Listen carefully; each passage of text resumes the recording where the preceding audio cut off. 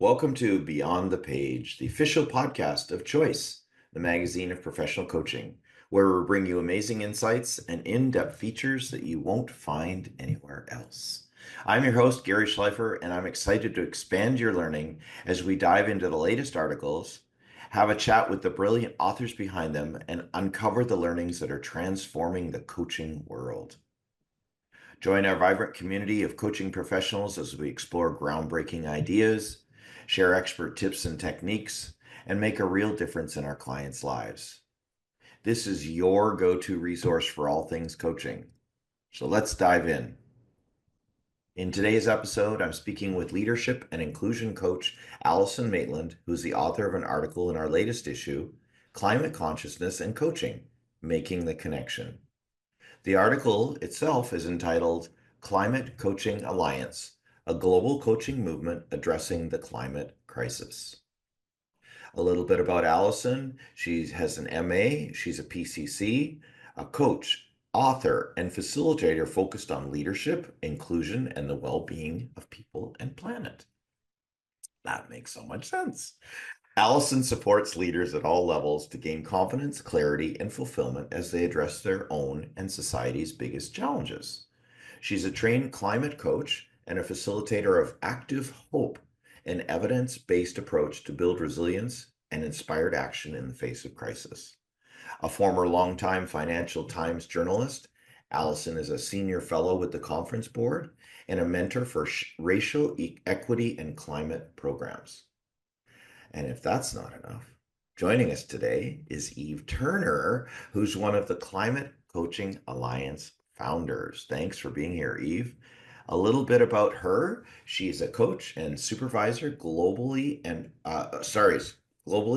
author and co-author of several books, chapters, and articles, including Ecological and Climate Conscious Coaching, a companion guide to evolving coaching practice, Systemic Coaching, and the Ethical Coach's Handbook. And yes, I have seen you all over the place, so we're so thrilled to have you. A little bit more about Eve. She's a past chair of the body, the Association of Professional Executive Coaching and Supervision, and volunteers extensively, including co-founding the Climate Coaching Alliance, known as the CCA, and founding the first learning network for supervisors, the GSN, Global Supervisors Network, in 2016.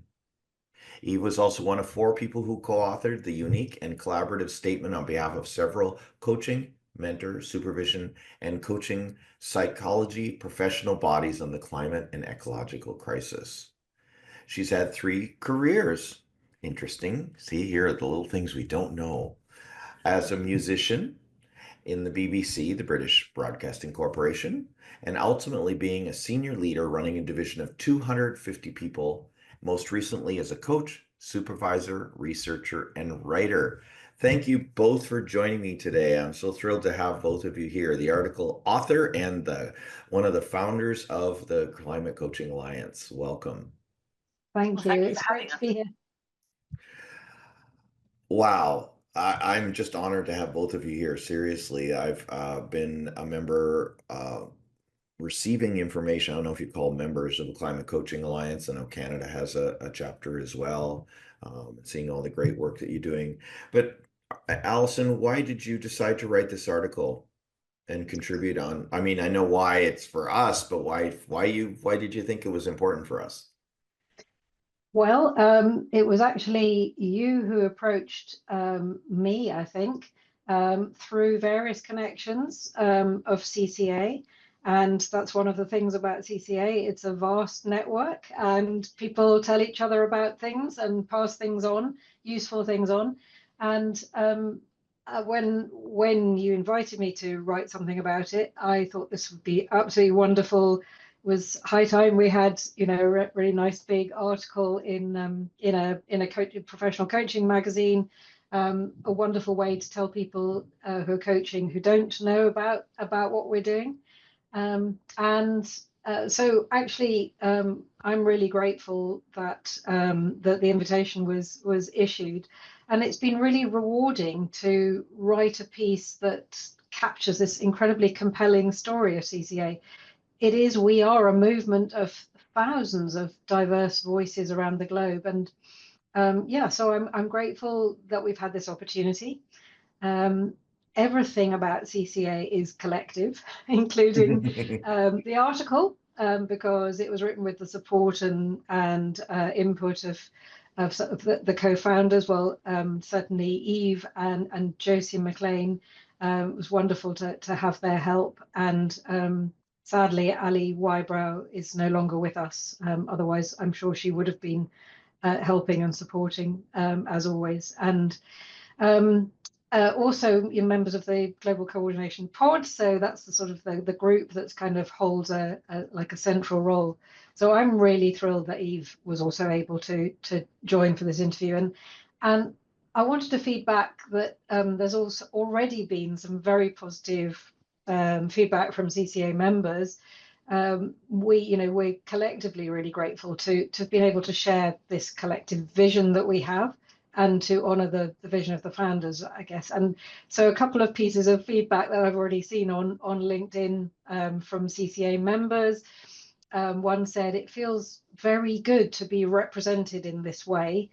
And somebody else said, I'm so happy to be part of this amazing community of coaches united in climate action. Yeah. Well, thank you. And thanks for the feedback too, and for letting our audience know that. We're very proud to do it too. It's very strange because I was working, my co-lead on the issue was Renee Friedman. And oh my gosh, that lady was she was fantastic. She knew all of you. She knew all the threads to pull this all together. So I'm absolutely thrilled and thankful for her help. More importantly, it goes back to, and I hope we weave this throughout the conversation, that two of my passions are, well, about concern about the planet. So climate consciousness. I'm a recycle, reduce, reuse freak. But I never saw, and I'm a passionate about coaching, and I never saw the connection of the two. So this issue was a little bit selfish for me to see where, and to help our audience see that as well. So thank you for Mhm. all the work you've done. I'm going to go directly to Eve and say, so you were one of the co-founders. What made you do it? Why? I mean, thank you. I, I think that I think 2019 was an interesting year because if you go to LinkedIn even now, there was a letter that was written to the coaching profession, and the people who wrote it were called Zoe Cohen, Linda Aspey, and Ali Wybrow, who was the third co-founder of the Mm. CCA.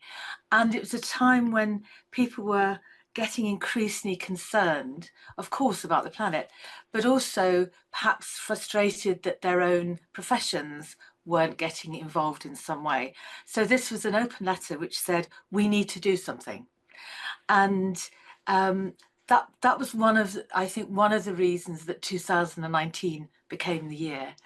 And in it, they rather it was a clever thing to do. They mentioned the Global Supervisors Network because they wanted to create something, or they wanted something to be created, would be more the appropriate phrase, that was like that. Because the Global Supervisors Network is a community.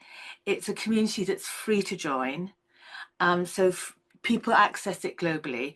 There's no assumption that people can afford to pay because there's an understanding that wherever you are in the world, money means something different and your access to it is something different. So Ali was the common link in that she wrote the open letter, and Ali and I knew each other back from a long time ago. And then I happen to know Josie McLean, who's in Australia, and I've known her for many, many years, and this is her area of interest. It's the area of her PhD interest too. And so I suppose it's just lots of conversations. And I think one of the things for Josie, Ali, and I is this idea. I love your C's. I mean, it's a compelling story, maybe. And we talked about the collective, didn't you, Ali? But the other thing is, if we collaborate, if we work together, we can do so much more than if we're all trying to do something separately and alone. So we just had this vision. I remember us having our first meeting, which was in November 2019, and we just had this vision that if we could get people to come together, somehow it would work. I mean, we might have been being naive. So we had this meeting in November, and in December, we invited people from pretty much every professional body, lots of people we knew that were writing in the field, quite well known in the coaching field. And surprisingly, they sort of all turned up. And so we had maybe 60, 80 people just turn up to sort of introductory meetings to the CCA. And I think there was a lot of support. So I think some of it is about the timing was right. There were just other things going on at the time. And from that, we just set up the CCA, created a logo, we set up a website, and it just started. And then we had this crazy idea of doing a 24-hour, we could call it festival, but the idea was to go to every time zone in the world for an hour in March, which, as we've discovered, isn't the best month to do it because everyone's clocks is changing. And gosh, did we get ourselves in trouble. But we did 24 discussions, an hour at a time in March 2020. And I think it's rather like Alison was describing about the feedback to the article. The feedback was, it was of its time. People had this sense that they wanted to do something, but whereas they knew what they could do in their personal life, people were much less sure about what they could do when it came to their professional life. And so that was the start. Wow, thank you for that. And then seriously, thank you for starting it. I've watched it evolve even over the last few years, and it's changed a lot. The seasons conversation, the chapters or groups around have been fabulous. While we still have you on the mic, Eve, what do you see, maybe Allison as well, what do you see has been the impact? What's transpired that was a result of the Climate Coaching Alliance? Well, the first thing I'd say is I think it's given people a safe place to go to talk about these things. Because right from the start, we were really clear, when Ali, Josie, and I were talking, that people would join us where they were. Some people might have no understanding of the impact of climate. Some people might be incredibly knowledgeable and already be very active, but that it would be a really all-embracing and inclusive community. And I think that has been one of its successes, because we have such a range of people join, and their reasons will all have one purpose, which is around, I want to make more of a difference in this area. But they may have a different understanding of how to do so, but everyone was welcome, and everyone could come in and get involved in discussions, get involved in meetings, workshops, whatever it was, and also could connect with each other. And I think one of the greatest strengths of the CCA has been the ability to build community by geography. So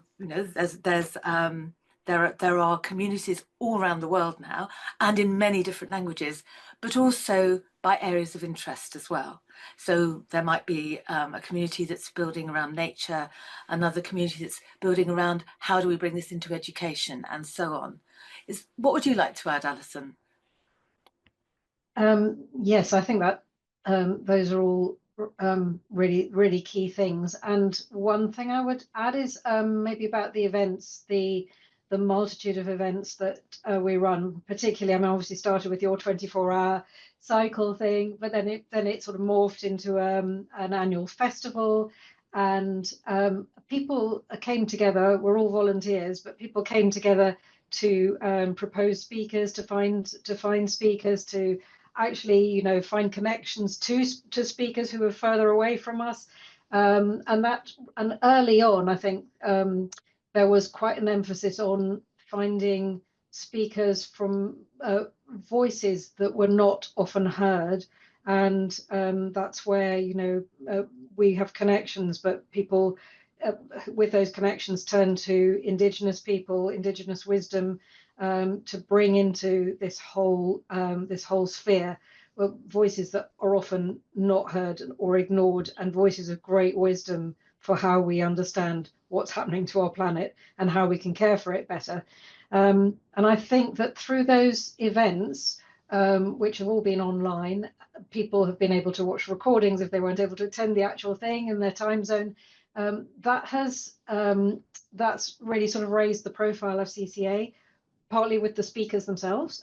They have then, well, I spoke at this event, CCA, I've heard about it now, then they've passed that on. So I think there's been this real sort of, well, we often call it a snowball in this part of the world, a snowballing effect. It's probably not it's very good for you in Canada at the moment, Gary, but with your snow. Where it happens to be snowing again today. It is spring, nature, it's spring. Not such a great metaphor for the equator, but anyway, probably people probably know what I mean. Yeah. One of the things that might be we might be like right in our face about here as an outcome is Alison, it says in your profile that you're a climate coach. So how did that come about? Was that an outcome of the Climate Coaching Alliance? No, it wasn't actually. I think I did some training before I had joined the Climate Coaching Alliance, but how that came about was I was doing my coach training at the same time as writing a book, or co-writing a book about inclusion, inclusion in organizations, which is called Indivisible, and I was doing my first kind of coaching and doing the training, and when we sort of emerged from marketing the book and all of the excitement of that, I really was able to think, what do I actually want to do with my coaching? I've got these skills now. Where can I best apply them? And I heard at a conference, I heard Charlie Cox of Climate Change Coaches speaking, and was very compelled by what she was saying about how coaching could actually play a part in addressing the climate crisis. So I wanted to know more, and eventually I signed up and did that program. And I actually found that incredibly useful, particularly for diving deep into the really big emotions that people feel about the climate emergency, and being able to be with them, be with those emotions, and to coach clients in those emotions and through those emotions, because actually those emotions, they might be like grief or anger or fear, and they're all really important, telling us something about ourselves and how much we care. So the greater, the deeper the emotions, the more it is evidence that people care, how much they love the earth, how much they love nature, or the people on this planet. And so really sort of learning how to use our coaching skills with those deep emotions. And unfortunately, I'm sad to say that I think we're going to have to be doing more of that work with eco-anxiety as coaches, because it's ever present, and it's going to get worse unless we take the urgent action that's needed. And we do need to feel that we're equipped, I think, to have the confidence to be with those emotions. So training was super helpful. It was like an additional training to my core, coach training, but super helpful. And then being in the Climate Coaching Alliance and having all the conversations that we have and the events that we have, I've learned a huge amount more, and also obviously been able to share what I've learned. Right. Well, and then I'm wondering, so as a fellow coach, how much do I need to know about climate and related issues to do that kind of coaching? Yeah, I think that's a really important question. I mean, I would say, you definitely don't have to be a climate scientist or a sustainability officer. Good, because I'm not. Just as exactly, just as you don't have to be an expert in your clients' sectors, or indeed in their roles. You don't have to be doing the function that your client is doing. They're doing that function. They know best. But I would say that to do an effective job as coaches, which is really about evoking awareness in our clients and with our clients, we do need to be very aware ourselves of what's happening to the planet. We need to be aware of what's happening to habitats and to people as a result of the climate crisis, and also to really sense into just how urgent this situation is. And I think that's that can easily be part of our continuing learning as coaches. Really understanding the wider systems in which we and our clients are operating, and actually being a member of CCA is a fantastic way to kind of increase our knowledge and skills to help our clients address this biggest challenge of our time. And I would say that also it also depends, of course, on where your client or your coaching partner is on all of this, because I mentioned, a lot of young people, particularly young people and people who are at the sharp end of addressing the crisis are, for them, eco-anxiety is very real. It is for some or many older people as well, but particularly I think for those who are looking at the future from youth. And so I think that we can practice these skills with our peers. We can do the training like I mentioned, so it's there are lots of different ways to gain these skills. I don't think people should be at all afraid of coming into this and going with it, because coaching skills will be applicable throughout here. And if someone did want to follow your lead in being a climate coach, where did you take your training again? Oh, there are quite a lot of different trainings available now. The one that I did was with climate change coaches, but there are now, I think, a number of others. Eve, do you know of others? There are lots around the world, and Okay. Many of them have, for example, ICF accreditation, which people might be surprised that they're credentialed, but a lot of them are credentialed, and they literally are around the world. Some are through universities, so that it's much more present now. Wow. As something people can access. I think, just to pick up on one thing Alison said, there was a piece of research, I think it was 2021 now, that was done with 10,000 young people up to the age of 25, just to underline what Alison said about eco-anxiety. And I wish I could remember the exact quote, but someone's saying, we're going to have to live with the consequences of what you're not doing. That was really the feeling among young people. It's very strong. I think I'd also like to bring in that now it's much clearer that the professional bodies within coaching, mentoring, psychology, supervision are more actively engaged in this as a subject. That wouldn't have been the case 10 years ago, but there was a statement that was written, and I remember because I was one of the 4 people who wrote it, and it was in 2020. And remember 2020, the dark days of COVID, March? Well, we started writing it in the January of that year, and it was published, the first version was published in the May of that year. And the 4 of us who wrote it represented the International Coach Federation, that was Magda Mook, and the EMCC and the Association for Coaching. And then a number of other professional bodies have got involved literally around the world. And we're currently, as we're recording this, which is in the spring in the northern part of the world, right. Of 2025, we're now doing a second version of the statement, which is sort of responding to how things are today. So we worked out that there were about 300,000 coaches represented by the professional bodies who are signatories to this statement, which is quite a long statement about climate and ecological crisis. And that in itself is surprising. If you look at things like the ethical codes, actually they do make reference to things like climate change, as they do to equity and diversity and inclusion. So the support is there for us to work in this area. And sometimes I feel people have wanted permission, but I think the permission is there.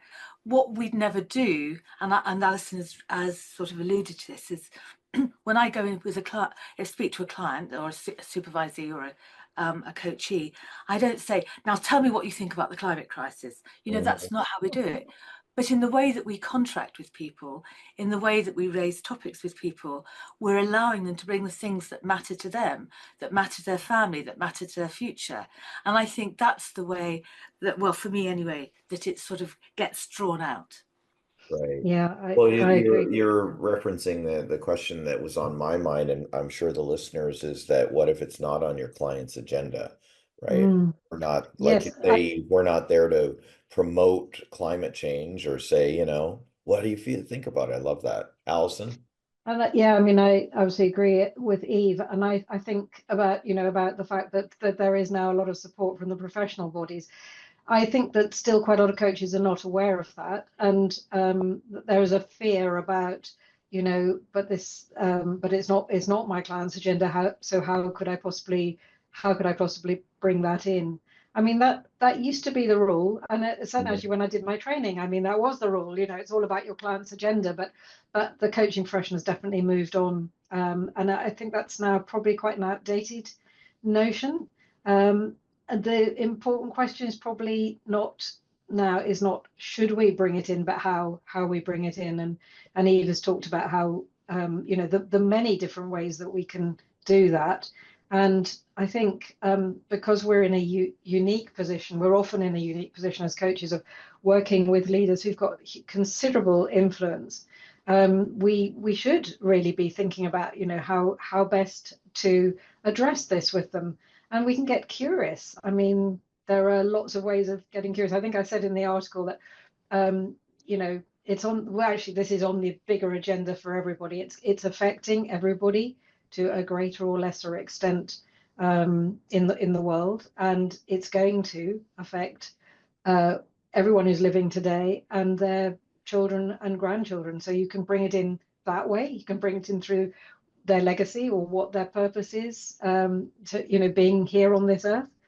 I think I said if you were working with a client and you noticed water dripping through the ceiling, you wouldn't say to yourself, "Oh, I mustn't mention that because it's not on my client's agenda today." So there are lots of ways that we can bring it in. There I are think. a lot of buildings that have leaks. You're the second Yep. person in a week that talked about leaky ceilings, and it's not on the client's agenda. That's the weirdest thing.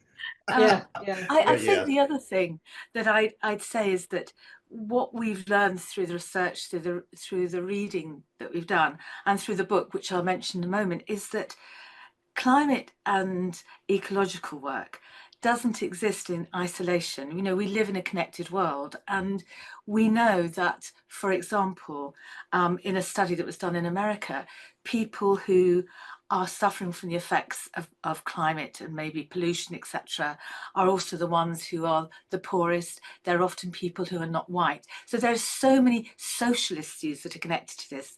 We know that that parts of the world who are dealing with some of the worst effects of climate change are people who've not really contributed to it. So we know that there are such broad issues. It doesn't exist in isolation. Climate change, in the end, is an end product of a lot of other choices and decisions that we've made. yeah. And maybe I could mention the book because one of the things that the CCA has produced a book, and Why I'll don't you bring it tell us forward about the a bit. book? Yeah. So this book, which came out in Ecological and 2023. Climate Conscious Coaching, a companion guide to evolving coaching practice. For those of you that are listening and can't see the lovely book that Eve's holding up. That's lovely, thank you.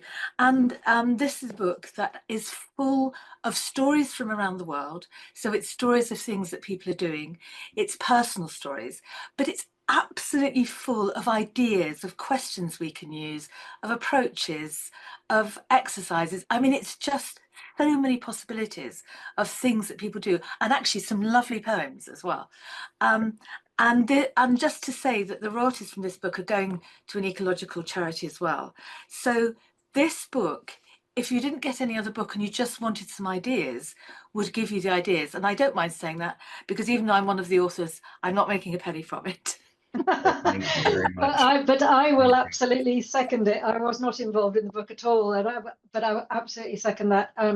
It's such a useful book, and it really causes us as coaches to reflect on our practice. And one of the things that it led me to do was also to think about the whole issue of coach training, and why, in my coach training was there no mention really of bigger systems theory, and of the situation that we're in, the climate crisis, the emergency, and how do we sort of bring those kind of things into our coaching, or what matters to us. I mean, one way you can talk about it actually, I think, is in, say, chemistry sessions with clients, or discovery sessions. Once you're engaged together, it is talking about your values. Your own values as a coach. Yeah. And you don't have to go on and on and on about it, but it's quite good for your clients to know who they're working with, who they're dealing with, and that, I think, that can be a really helpful way to get into it. Yeah. Well, and the way you market yourself, Allison, you say you're a climate coach. So that offers the client the opportunity to ask the question, what does that mean? And how might I tap into that if that's of interest to them? So Yes. marketing as well. And the other word that comes to mind for me is prepared. We've done issues and articles where we're talking about things like trauma and how to be a trauma-informed coach and how to be ready for the conversation. So part of this might be about just being about ready, willing, and able to have the conversation about climate consciousness. So yeah, thank you. Um, Yeah.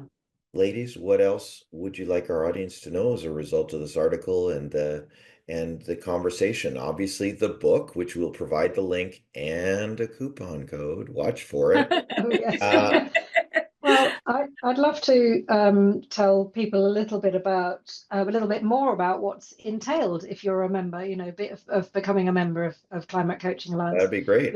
What does that actually mean in practice?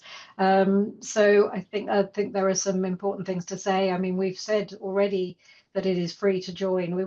The idea was to make it really accessible to everybody, whatever their level of income. Wherever they were in the world. It's very easy to join. You just go to the website, Climate Coaching Alliance, and there's a registration form. You can sign up, and you will be most welcome. As Eve, I think, said earlier, people who join are at many different stages, and they might be just curious and a little bit unsure, or they might be well advanced in this field, well established. We have quite a lot of members who are working in sustainability and regeneration and climate of all kinds, and who actually want to learn coaching skills so they can better work with with their teams, with their colleagues, with their stakeholders and their organizations. So it's a little bit of the reverse really, but they've come to learn the coaching skills. So we learn from them because they're sustainability experts. And there are all these different communities that Eve mentioned before. We've got communities in lots of different languages now, so you can find your language. We've got Polish, Spanish, Turkish, Arabic, Korean, Indonesian, amongst others now. Wow. And all these different topic or special interest areas. I mean, some others, I think, work in careers. There's a research pod. There's a partnerships pod. There's one on deep adaptation. There's one on coaching with nature, coaching in nature. Then there are all this incredible resources of online events that fellow members organize or host. So, and if you're a new member, you can come to. There are monthly meetings for new members to kind of induct you in the ways of the CCA. No We also hazing have involved. No hazing. we have an amazing monthly newsletter with lots of information, Yes. and there's a new thing which is bringing together lots and lots of resources, which is a library basically of resources and videos, and it's called The Hive. To be, to absolutely, to align with the living systems principles. a hive is a brilliant example of a living system where everyone plays their part, every bee plays their part. So I think that Just the watch out more for that queen bee, though. That's all no, no, we don't have any queen bees actually. But yeah, I think that it's true to say, Eve, isn't it, that the more that you put into Yeah. things like this, the more you get out. And Yeah. in terms of learning, resources, connections, support, yeah, and amazing connections. Actually, I mean, I've just met so many wonderful people through this community Yeah, as well. great. Yeah. Yes. And I think connection is so important because, I mean, we're going through turbulent times, at this moment. There is so much going on in the world.